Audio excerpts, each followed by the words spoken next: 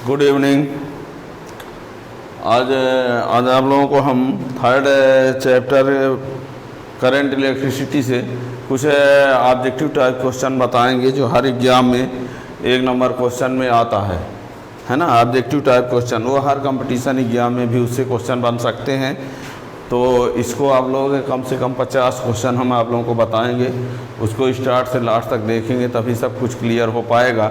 बहुत कुछ क्वेश्चन ऐसे होते हैं जिनका आंसर डायरेक्ट होता है, कुछ ऐसे हैं जिनका कुछ कॉन्सेप्ट होता है, कोई फार्मूला किसी की हेल्प से वो आंसर लाए जाएंगे, तो वो सब कुछ बताएंगे। ठीक है ना। कुछ डायरेक्ट आंसर वाले तो कोई दिक्कत नहीं, आप कहीं से भी पढ़ सकते हो, ठीक है ना। लेकिन कुछ आंसर ऐसे होंगे जिनको सॉल्व करके लाना पड़ेगा कुछ ट्रिक के माध्यम से, है ना। तो इसके लिए आपको जानना ज़रूरी है, इसलिए इसको आप स्टार्ट से लास्ट तक देखेंगे। और यदि आपको लगेगा कि हाँ आप लोगों के लिए अच्छा है तो ऐसे नए टॉपिक को जानने के लिए यदि आप चैनल को सब्सक्राइब कर लेंगे तो नोटिफिकेशन उसका मिलता रहेगा, ठीक है ना। तो चैप्टर थर्ड करंट इलेक्ट्रिसिटी से ऑब्जेक्टिव टाइप क्वेश्चन जो बनने वाले हैं, आंसर इन 1 वर्ड या फिल इन द ब्लैंक्स किसी न किसी टाइप से, ठीक है ना। तो यानी chapter third current electricity, current electricity ये चैप्टर है और उससे क्वेश्चन है, ठीक है ना। तो देखिए हम अब बताए ना, कुछ क्वेश्चन ऐसे हैं जिनका आंसर डायरेक्ट रहेगा, लगेगा इनको सर क्यों बता रहे हैं, पर बहुत ऐसे बच्चे हैं जो उनको भी नहीं जानते, इसलिए हमको सबके हिसाब से बताना पड़ रहा है, ठीक है ना। तो electric current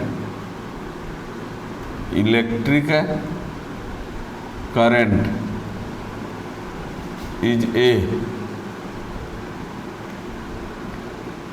quantity, electric current is a quantity. तो इसमें ये बता देना है कि स्केलर की वेक्टर, तो ये कैसी क्वांटिटी है, स्केलर है। Electric current is a scalar quantity. दूसरा है करंट डेंसिटी, करंट डेंसिटी, तो इसके लिए ये बता दें ये जो है वो कैसी क्वांटिटी है, वेक्टर क्वांटिटी, क्योंकि करंट डेंसिटी J = I/A होता है, J = I/A होता है और A क्या है, एरिया है, तो एरिया वेक्टर क्वांटिटी है ना। तो ये शामिल है, याद रखिएगा।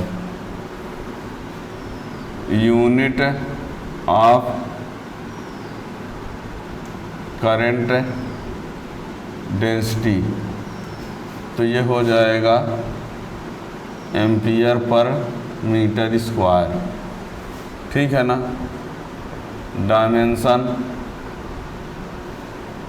Dimension formula of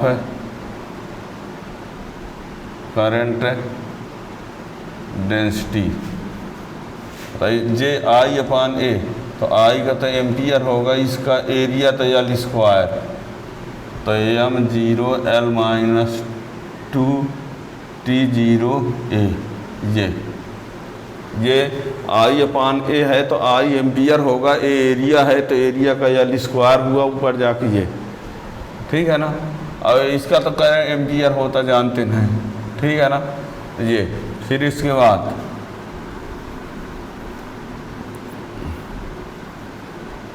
value of drift velocity, तो ये 10⁻⁴ मीटर पर सेकंड, ऑर्डर ऑफ मैग्नीट्यूड, ठीक है ना। याद रखिएगा value of drift velocity, drift velocity की वैल्यू जो होती है 10⁻⁴ मीटर पर सेकंड ऑर्डर ऑफ मैग्नीट्यूड की होती है, ठीक है ना। ये फिर इसमें derivation of drift velocity VD = EV/ml, ठीक है ना। टाउ रिलैक्सेशन टाइम है ये। और तो जानते हैं चार्ज है या मास है या लेंथ है भी पोटेंशियल डिफरेंस है, इसलिए इनको नहीं लिख रहे हैं। टी क्या है? रिलैक्सेशन टाइम, रिलैक्सेशन टाइम, ठीक है ना। ये आपको बता दें, जब टेम्परेचर इंक्रीज करते हैं तो रिलैक्सेशन टाइम क्या होता है? डिक्रीज होता है। रिलैक्सेशन टाइम होता क्या है? देखिए, जैसे मान लो ये कंडक्टर है, यहाँ से इलेक्ट्रॉन इस एंड की तरफ आते हैं, तो यहाँ से यहाँ तक आने में जो टाइम लगता है, किसी कंडक्टर के एक एंड से दूसरे एंड तक इलेक्ट्रॉन को जाने में जो टाइम लगेगा, यहाँ से यहाँ तक जाने में जो टाइम लगे, उस टाइम को बोलते हैं रिलैक्सेशन टाइम। और जब इसका टेम्परेचर इंक्रीज करते हैं, टेम्परेचर को क्या करते हैं? टेम्परेचर इंक्रीज करते हैं तो इसका जो टाउ है वो डिक्रीज होता है, और टाउ डिक्रीज होता है तो वीडी भी क्या होगा? डिक्रीज होगा, ठीक है ना। क्या होता है, जब ये कंडक्टर एक एंड से दूसरे एंड तक इलेक्ट्रॉन को जाने में लगा टाइम रिलैक्सेशन टाइम है। जब टेम्परेचर इंक्रीज करेंगे तो इलेक्ट्रॉन यहाँ से जल्दी पहुँच जाएंगे, दैट मीन्स टाउ डिक्रीज होगा। टाउ डिक्रीज होगा तो वीडी भी क्या होगा? डिक्रीज होगा, ठीक है ना। तो यहाँ पर देखिएगा, on increasing temperature, on increasing temperature relaxation time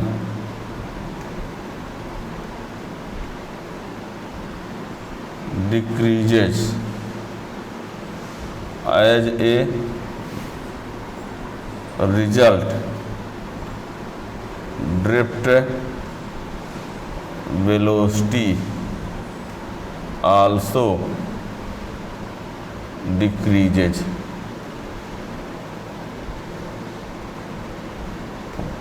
याद रखिएगा, ठीक है ना, ये point.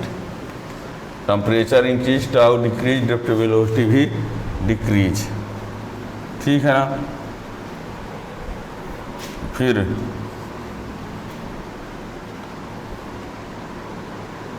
Condition for Ohm's law,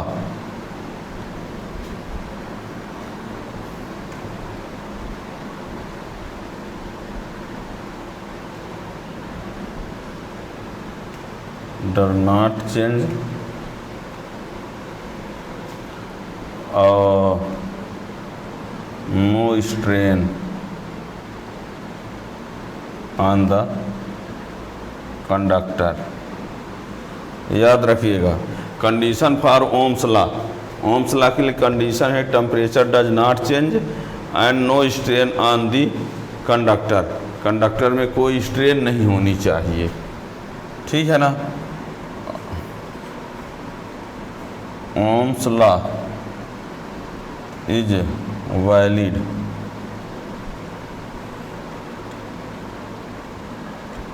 Ohm's law is valid only for metal conductor। Ohm's law is valid only for metal conductor, ठीक है ना। तो ये तो बहुत कुछ ऐसे हैं जिनका डायरेक्ट आंसर है, ठीक है ना। यानी ओम्स लॉ के लिए तो कंडीशन है कि उसके कंडक्टर टेम्परेचर में कोई चेंजिंग नहीं होनी चाहिए, उसमें कोई स्ट्रेन नहीं होनी चाहिए, तब ओम्स लॉ फॉलो होगा। और ओम्स लॉ होता क्या है? V directly proportional to I, ठीक है ना। ये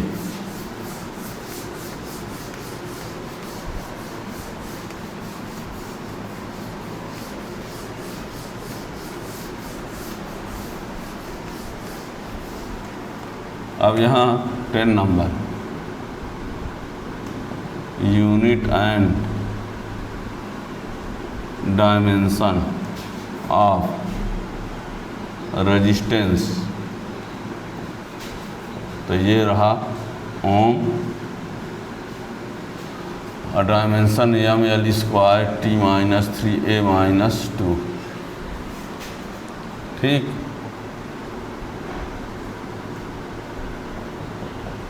unit of resistivity, unit of resistivity ohm into metre, और डी एफ इसका क्या हो जाएगा, ml³ T-3a-2। आइए unit of electrical conductance, electrical conductance ये आप लोगों को बता दें, इलेक्ट्रिकल कंडक्टेंस जो होता है रेजिस्टेंस का रेसिप्रोकल होता है। यूनिट ऑफ इलेक्ट्रिकल कंडक्टेंस, तो ये किसका, रेजिस्टेंस का रेसिप्रोकल होता है, तो क्या हो जाएगा 1/ओम, यानी ओम इनवर्स, इसी को साइमन भी बोलते हैं, ठीक है ना। और डी एफ इसी का क्या हो जाएगा m-1l-2t³ A², ये। और यूनिट ऑफ कंडक्टिविटी ये जो होता है इस एक रजिस्टिविटी का रेसिप्रोकल होता है। रजिस्टिविटी स्पेसिफिक रेजिस्टेंस होता है, तो इसका रेसिप्रोकल क्या होगा, कंडक्टिविटी। तो इसको क्या लिखा जाएगा, ओम इंटू मीटर, यानी ohm inverse into metre inverse, इसी को साइमन इंटू मीटर इनवर्स। और इसका डी एफ क्या हो जाएगा m-1l-3t³ A²। याद रखिएगा ये कंडक्टिविटी की जो यूनिट होती है 1/ओम होता है, 1/ओम इंटू मीटर, या कि फिर ohm inverse metre inverse. Ohm inverse को साइमन बोलते हैं, तो साइमन इंटू मीटर इनवर्स। और ये डायमेंशन फार्मूला, ये सब याद रखिएगा, बहुत ज़रूरी क्वेश्चन है, ठीक है ना।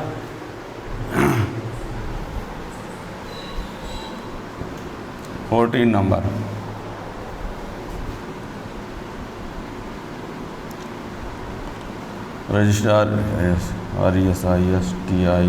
Resistivity, resistivity does not depend on the length and area of cross section of conductor। इस पे resistivity does not depend on the length and area of cross section of conductor, है ना। यानी resistivity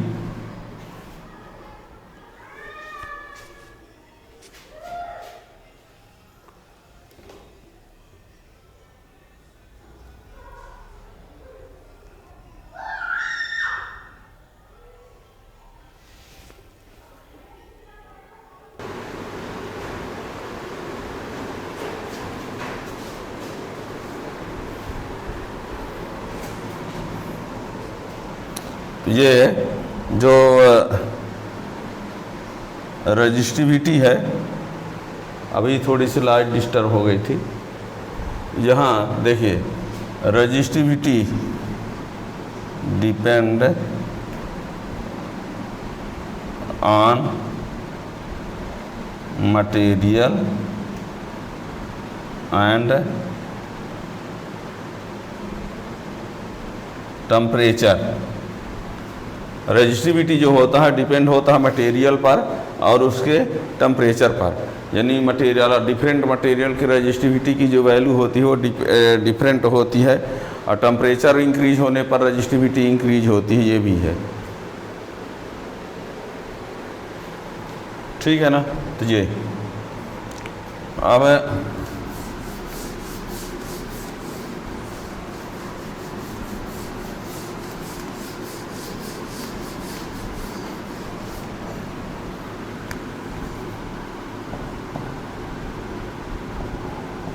on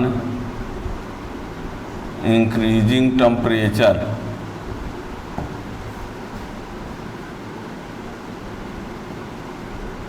resistance and resistivity increases on increasing temperature resistance and resistivity increases। यानी हम ये बोल रहे हैं temperature increase, resistance increase, resistivity increase, और अल्फ़ा की जो वैल्यू होती है पॉजिटिव होती है। ये क्या है?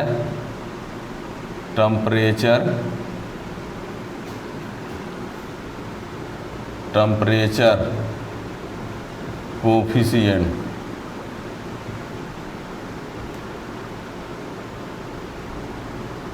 Coefficient of resistance. याद रखिए टेम्परेचर कोफिशिएंट ऑफ रेजिस्टेंस। तो ये increasing temperature resistance and resistivity increases, temperature increase, resistance increase, rho increase, alpha positive होगा। ठीक है ना? और यही फॉर सेमीकंडक्टर इसको समझिए, आप सिंबल से ही समझिए, है ना? For semiconductor temperature increase, resistance decrease, resistivity decrease, alpha की वैल्यू जो होती है वो क्या होती है? निगेटिव। और ये इलेक्ट्रोलाइट के भी लिए भी है, इलेक्ट्रोलाइट इसके लिए भी है temperature increase, resistance decrease, resistivity decrease, alpha negative. ठीक है ना? और ये जो है वो किसके लिए है? मेटल के लिए है, मेटल एंड एलॉय। ये जो on increasing temperature of metal and alloy, temperature alloy दोनों के लिए ये on increasing temperature metal and alloy, metal alloy दोनों का टेम्परेचर इंक्रीज करेंगे तो रेजिस्टेंस रेजिस्टिविटी इंक्रीज होता है।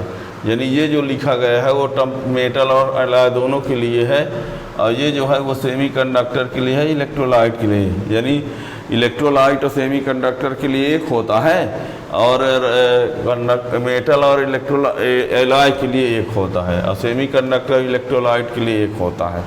याद रखिएगा इसको भी। ठीक है ना? ये इसके बाद आ जाता है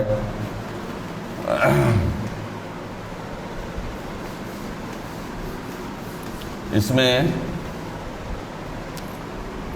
कॉम्बिनेशन ऑफ रेजिस्टेंस, है ना? तो series combination of resistance RS equal to R1 plus R2 plus R3। इसमें R की जो वैल्यू होती है वो इंक्रीज होती है, और I जो है वो सेम होता है।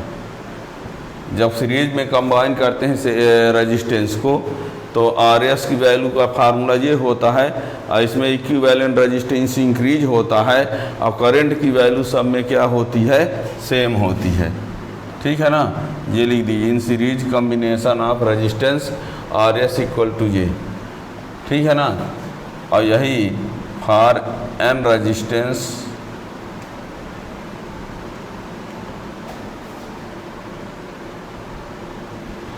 RS equal to R upon N, for N resistance each of R, तो RS इक्वल टू ये, और ये इन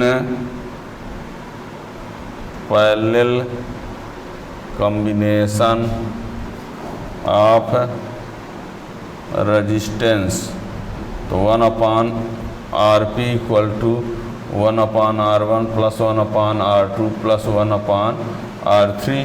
और इसमें RP की वैल्यू जो होती है डिक्रीज होती है, और इसमें भी सेम होता है। पोटेंशियल डिफरेंस सबके लिए क्या होता है? सेम होता है। और फॉर एन रेजिस्टेंस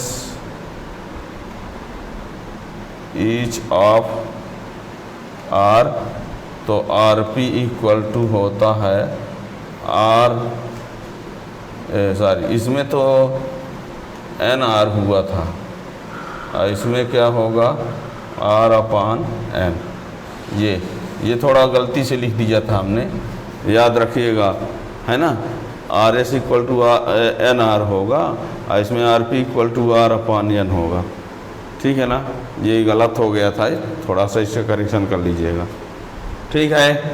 तो ये 20 क्वेश्चन हो गए। अब और इसमें क्या क्या हो सकते हैं देखिएगा।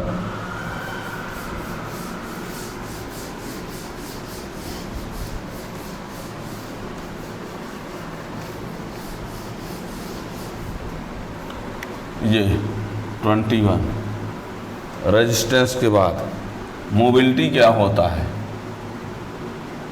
मोबिलिटी मी इक्वल टू होता है E/M। मोबिलिटी, ठीक है ना।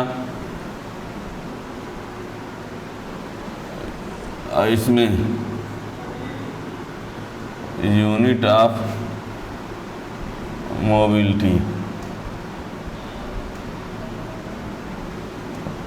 मोबिलिटी इक्वल टू होता है मी इक्वल टू VD/E। तो ये मीटर सेकेंड -1 और ये वोल्ट मीटर इनवर्स, तो ये क्या हो जाएगा metre square second inverse volt inverse, ठीक है ना। ये मोबिलिटी इक्वल टू VD/E होता है। ये ड्रिफ्ट वेलोसिटी है, इलेक्ट्रिक फील्ड इंटेंसिटी है। ड्रिफ्ट वेलोसिटी का मीटर सेकेंड -1 हुआ, इसका वोल्ट मीटर इनवर्स हुआ है, इसको ऊपर भेज दिया, ये आ गया। या इसका और क्या हो सकता है VD/E। तो यहाँ मीटर सेकेंड -1 और ये NC इनवर्स भी होता है, तो ये क्या हो जाएगा मीटर कूलाम सेकेंड इनवर्स और ये न्यूटन -1, ये मीटर कूलाम है। जैसे न्यूटन कूलाम इनवर्स है, ये ऊपर जाएगा -1, कूलाम ऊपर जाएगा प्लस में, है ना। तो यानी इसका यूनिट ये भी दोनों हो सकते हैं, ठीक है ना। ये और ये 23 नंबर में ये आप जानते हैं temperature increase, tau decrease, mobility भी डिक्रीज, याद रखिए ये पॉइंट। टेम्परेचर जब इंक्रीज करते हैं तो टाउ क्या होता है डिक्रीज होता है, और जब टाउ डिक्रीज होता है तो मोबिलिटी भी क्या होगा डिक्रीज होगा, ठीक है ना। तो इस बात को ध्यान रखना।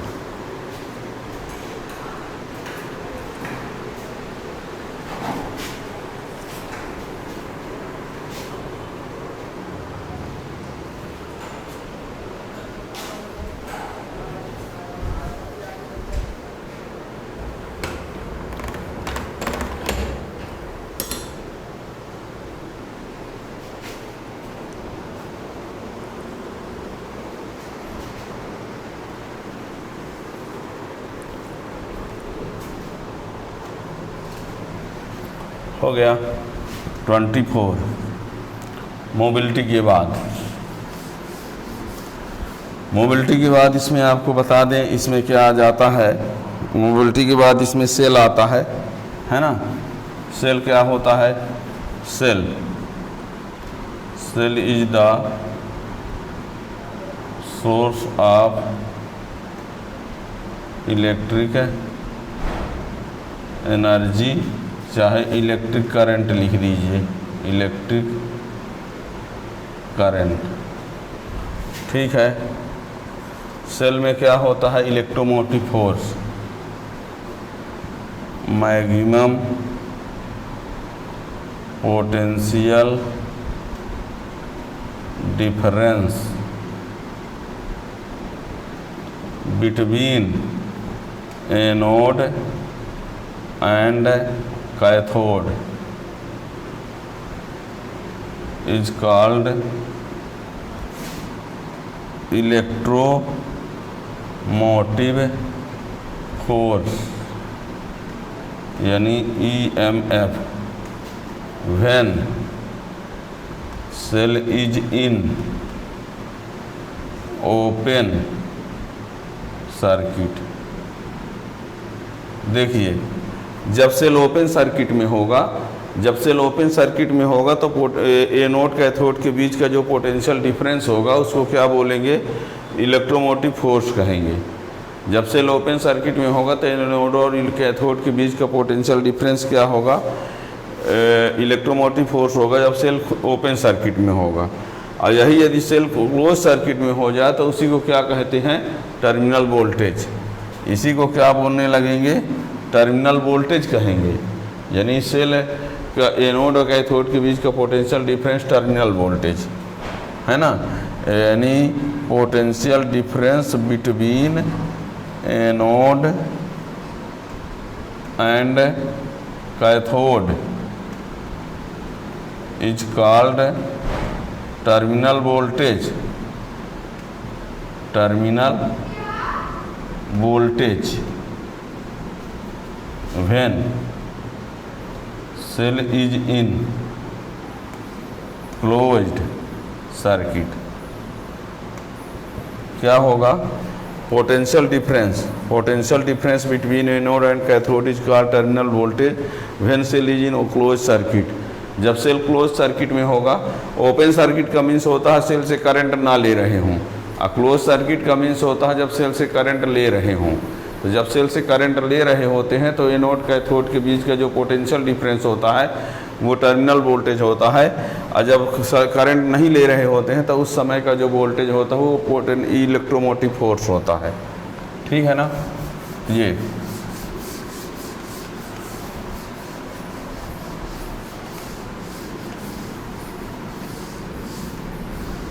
देखिए 27 E ग्रेटर देन V, ये फार्मूला होता है V equal to E minus I R. और ये बता दें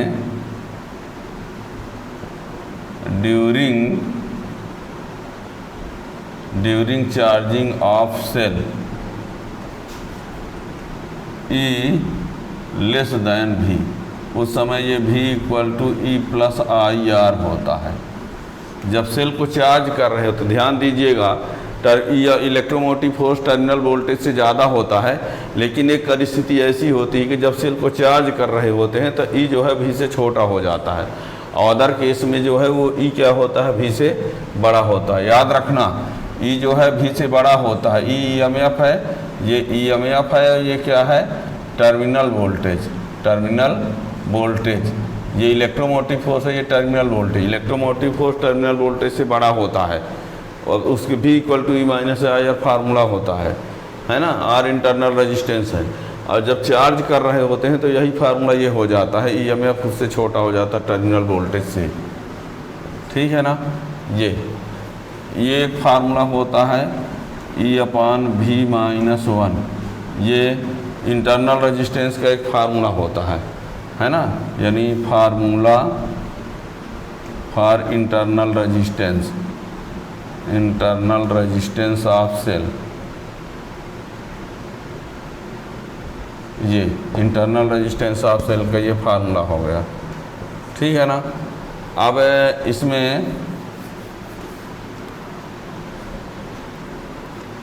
सेल जो है वो प्राइमरी सेल भी होते हैं, secondary cell. Primary cell rechargeable होते हैं, रिचार्जेबल नहीं होते, सेकेंडरी सेल रिचार्जेबल होते हैं। इसके बारे में भी आप लोगों को बहुत बताने की जरूरत नहीं है। अब सेल का combination of cells only for increasing current. Combination of cell only for increasing current, यानी सेल को कॉम्बिनेशन जो किया जाता है करंट को केवल बढ़ाने के लिए होता है, घटाने के लिए नहीं होता है। ठीक है ना। और ये when small r is less than capital R, ये इंटरनल रेजिस्टेंस है, ये external resistance. When internal resistance is less than to external resistance then cells are combined in series. When small r is more less than capital R, then cells are combined in series. और इसका just opposite, when capital R is less than small r, then cells are combined in parallel. ठीक है ना। जब ये condition होगी तब cell को सीरीज में कंबाइन करना है, ये कंडीशन होगी तो सेल को पैरेलल में कंबाइन करना है ना। इसके बाद इलेक्ट्रिक एनर्जी और हीट H इक्वल टू होता है VIT, यही I स्क्वायर RT, यही V स्क्वायर T/R, ये जूल। ठीक है। या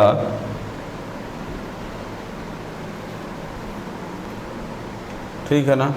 या यहाँ पर ऐसा भी हो सकता है H equal to 1/4.2 VIT, 1/4.2 I square RT, 1/4.2 V square T/R। तो ये कैलोरी होगा। क्या होगा? कैलोरी। ये उस समय जो वैल्यू लिखी जाती है वो कैलोरी में लिखी जाती है। ठीक है ना।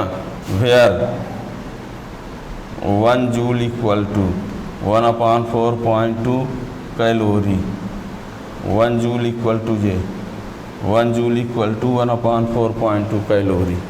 ठीक है ना। तो इनको याद रखेंगे। इसके बाद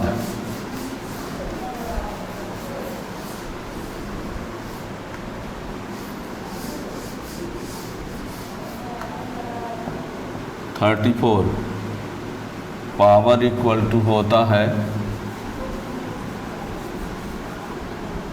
power P equal to VI V square R और V स्क्वायर अपॉन R और I square R।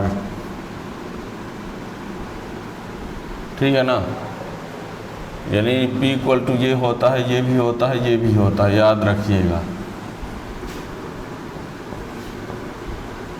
Unit of power watt, kilowatt, megawatt. और एक होता है हॉर्स पावर। ठीक है। 1 किलोवाट 1000 वाट,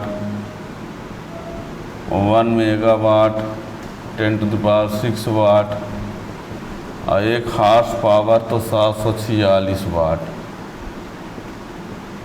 याद रखिएगा। और ये unit of electric energy, unit of electric energy joule, watt our,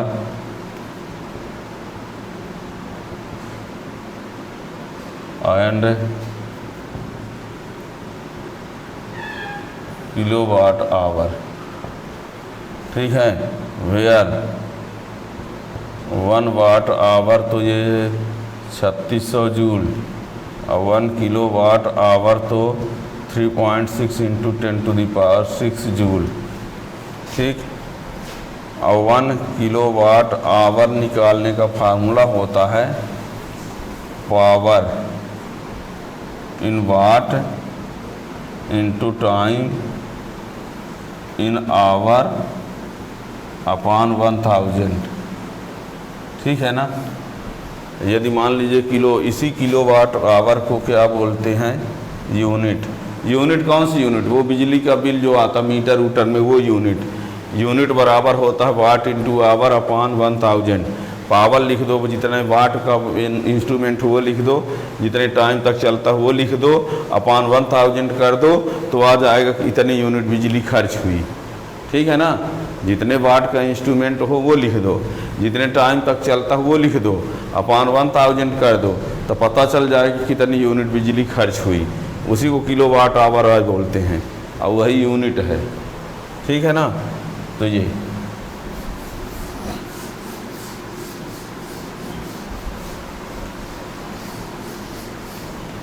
$37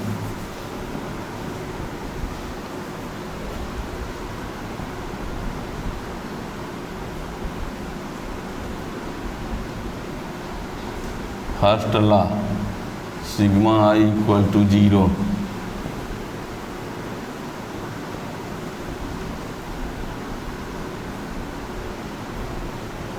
first law is also called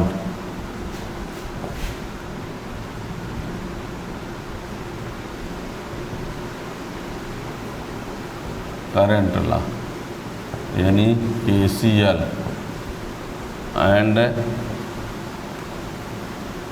Kirchhoff junction rule. और 39 ये हो गए Kirchhoff first law is based on first law is based on conservation of charge. Kirchhoff first law is based on conservation of charge. तो ये याद रखिएगा। ठीक है ना। और 40 नंबर किरचॉफ सेकेंड लॉ क्या है? Sigma I R equal to sigma E. Algebraic sum of product of electric current and corresponding resistance equal to algebraic sum of electromotive force. ठीक। और second law is also called Kirchhoff voltage law यानी KVL and Kirchhoff loop law mesh law MESH है mesh law mesh जो भी कहो। ठीक है ना।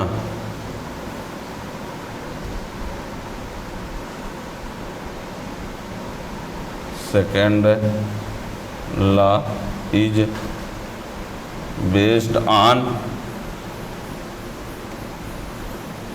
कंजर्वेशन ऑफ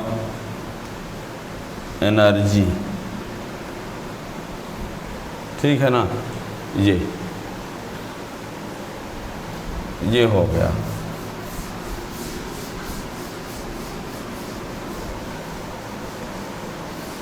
अब 43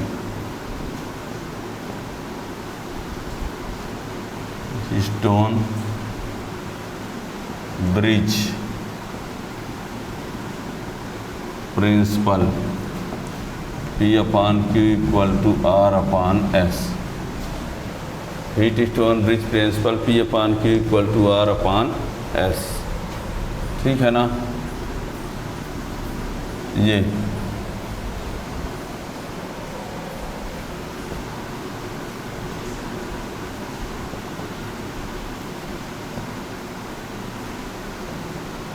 एंड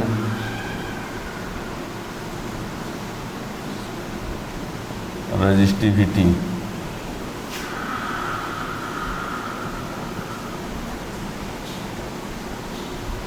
ये है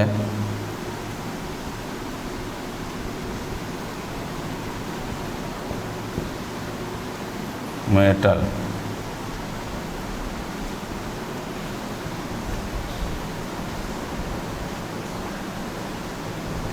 एलॉय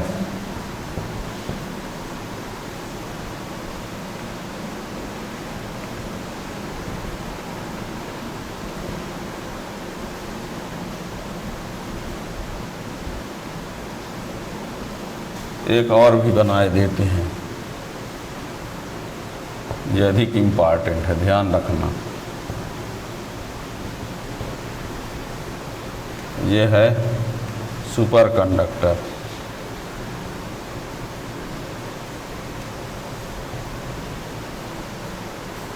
सुपर कंडक्टर, ठीक है ना। 45।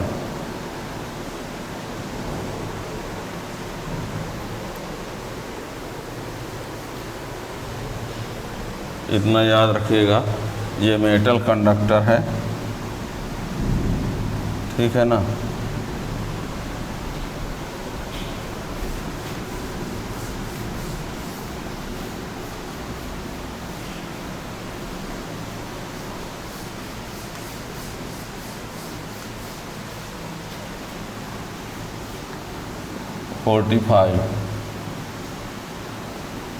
Resistance of human body 10 kilo ohm, order of magnitude, याद रखिएगा।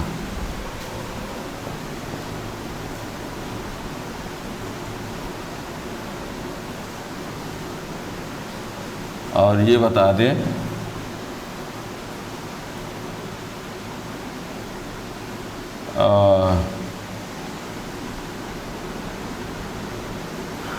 घरों में जो इलेक्ट्रिक इंस्ट्रूमेंट होते हैं वो पैरेलल में होते हैं। In home electric instrument, in home electric instrument are in parallel. In home electric instrument are in parallel.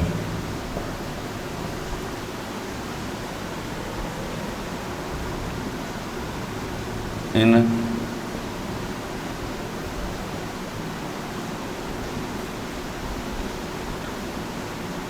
Electric supply,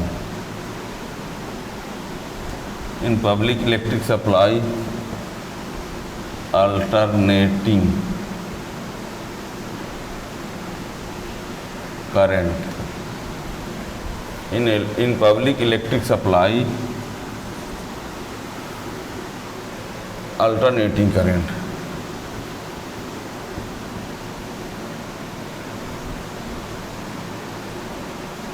frequency of AC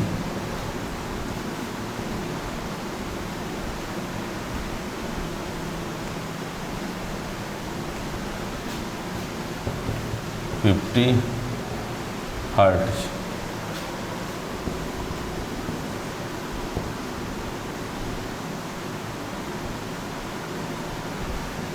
DC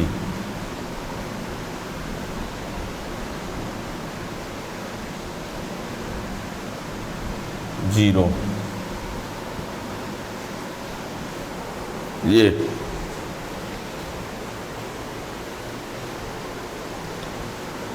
हो गया। Wheatstone bridge is more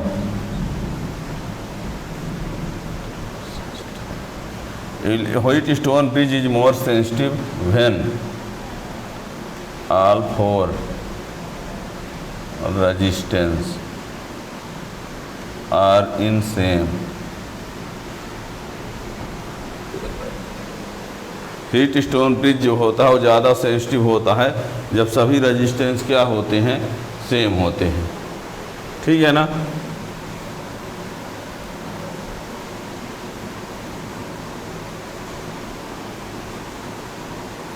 आइए 50 number, इसमें ये बता दें एक ये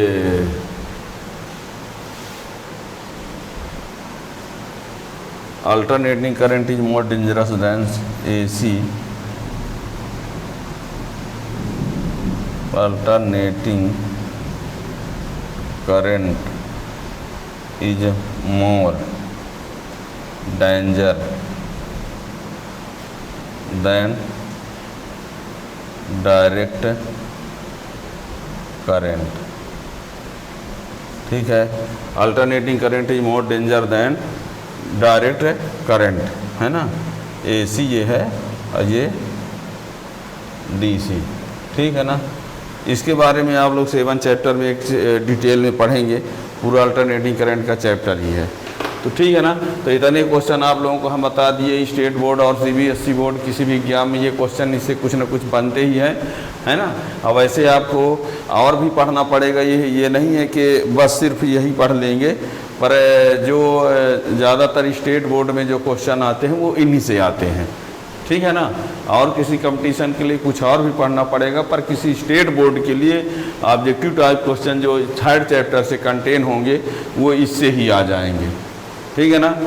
यदि आपको ये लगे हाँ ये जो हमको पढ़ाया गया है, सर ने जो बताया है वो हमारे काम का है ना, तो इससे को आप चैनल को सब्सक्राइब कर लेंगे ताकि आगे आने वाले जो वीडियो है उनका नोटिफिकेशन आप लोगों को मिलता रहे। Thank you.